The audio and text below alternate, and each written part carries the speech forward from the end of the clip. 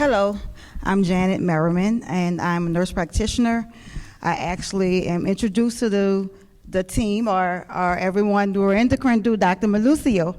I worked with her at Ochsner with her patients there, so I'm glad to be here. And I just wanted to talk about palliative care and the myth with palliative care. Palliative care, if we can have the next slide, it's not hospice per se. We're here to be an advocate for you. Okay, I can take it off. Okay.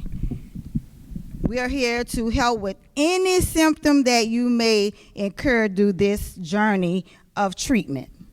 If there is pain, if there is depression, if there is constipation, any type of symptom, we're there. Palliative care does not stop your treatment. We're here to undergird the doctors. We're here, we are a bridge. Sometimes the doctor is not there to hear all your concerns, but if you come to palliative care, we're there to hear. Actually, in ambulatory care, palliative care, it's an hour-long visit because we do mind, body, and spirit. We deal even with the spirituality. So anything that you're suffering through the curative part, we're there. Again, the slides. Okay, the clicker, I'm sorry.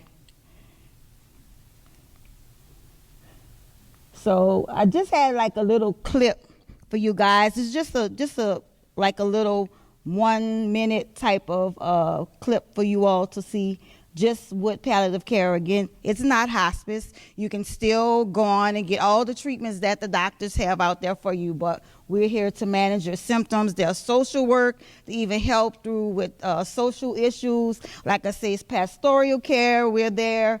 We are that bridge for you. So if I can get it to start, the little, yeah. Are you able to just, I don't know if he's able. Oh, okay. I'm sorry. Well, we're just going, and again, it just talks about what palliative care is, and it can be any type of disease, anybody with a chronic disease. It doesn't matter what your prognosis is. We're just there to alleviate your symptoms. And we just kind of went through what types of symptoms that you may have. Any symptom we deal with. Any type of pain modality we deal with. We may offer, we don't just deal with giving people pills. We offer aromatherapy, any type of thing that we're going to help you alleviate, because the goal is we want you to have a good quality of life while going. We want you to be your best self while you're doing treatment.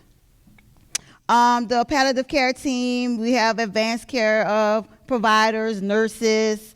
Like I said, there are spiritual leaders, social workers, doctors that do palliative care medicine. We're here to educate the families. We have family meetings. Sometimes you may not understand what the doctor is saying. So we consult with the physicians and we get an understanding of the disease, and we may have a whole family meeting just to talk about the disease process. And that just talks about what hospice is. Hospice is just end of life, 6 months or less or whatever. But that's when we're to the end. But right now, we just want to focus on what palliative care is. We want to get those symptoms under control. Okay, so best practice to prepare for the end of life. Advanced care planning. I know many of the hospitals and clinics are now asking, do you have advanced care planning? Do you have a will? Or do you have a living will? Well, this is very important in knowing, so your family or your healthcare proxy knows what your wishes are, just in case you're not able to do that. Your wishes are met. And you want to get someone that's going to hold fast to what you want and what your beliefs are. So advanced care planning, DNR, many of us know what a DNR is, do not resuscitate. What do you want? What are your wishes? So DNR is good to have just in case. Like I said, you may become a time where you're not able to make a decision. So those things are in place for you there, so your wishes can be done. When it says, when do I discuss my wishes with my physician? You discuss it, say you got the diagnosis 2 days ago. You think about what you want. You know, they're giving you all, you know, well, this is the treatment plan. And you come back, you talk to your family. The next time you see your physician, you say, hey, look, doc, this is what I want to do. These are my wishes. This is my beliefs. Because many of us have our own beliefs and what we believe in. So, and our cultures are very different. Every culture is different. And so you put all that together. Hey, doctor, this is what I want to do. This is what I want. Because basically, you are your own person. You know yourself. You know your beliefs. So you can always express to your doctor what you want. Also, it says when it's the best time to speak to your family. It's better sooner than later.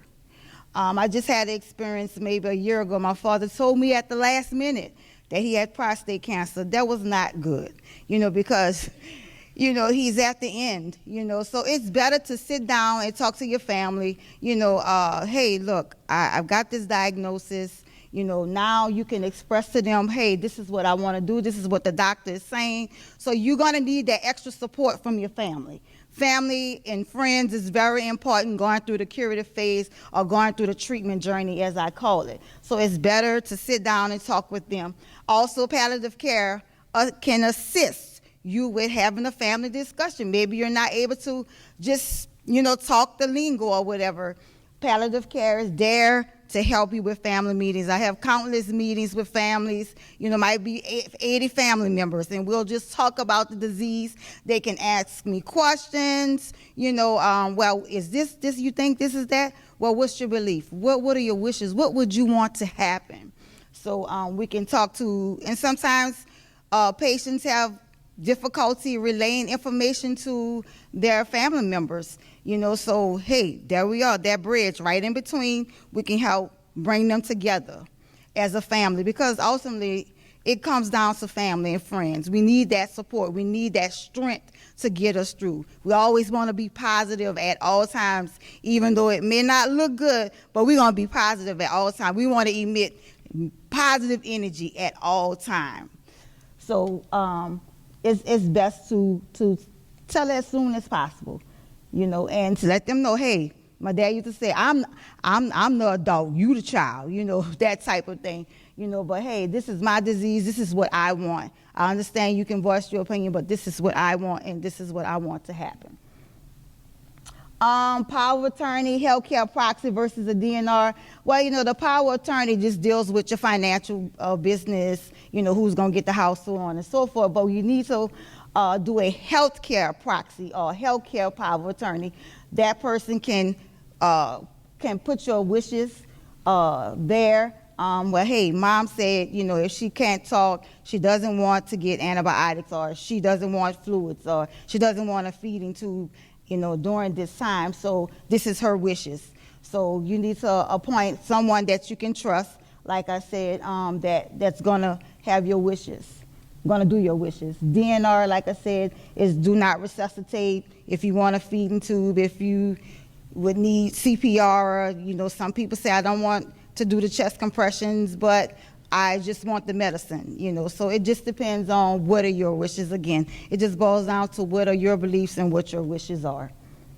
And most of the time, the DNR is done in the hospital. The MD signs it, you know. And again, you want a strong healthcare proxy that's going to go with your wishes, and not, you know, they'll be, I guess, mentally or emotionally involved where they won't change your wishes, because the healthcare proxy makes that decision for you.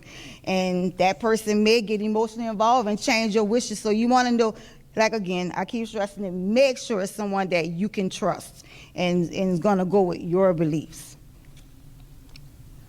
It's a the POA papers, where you should keep them.